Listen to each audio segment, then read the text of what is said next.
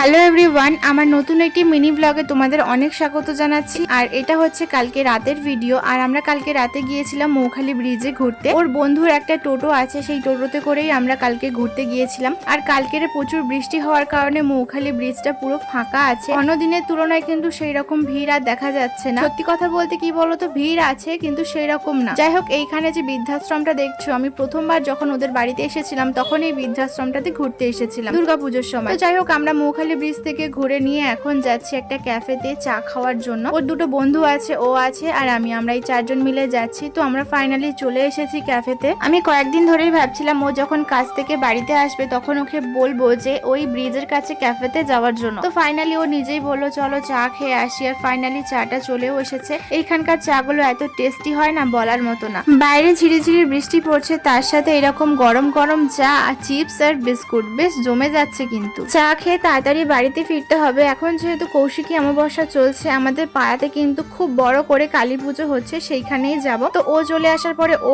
গেছিল ক্লাবে, একটু দরকার ছিল। তোমরা দেখো মায়ের মুখটা কত সুন্দর লাগছে। আর পুজো হবে রাত্রেবেলা, আর সমস্ত জোগাড়জাত চলছে। এখন সবাই মিলে কাজকর্ম করছে, পাড়ার সবাই মিলে বেশ আনন্দ হচ্ছে। কিন্তু এখন প্রায় রাত 11টা বেজে গেছে। তো যাই হোক, এখন বাড়িতে চলে যাব। তোমরা সবাই খুব ভালো থেকো অ্যান্ড সুস্থ থেকো, এভাবেই আমাকে সাপোর্ট করতে থাকো। Thank you.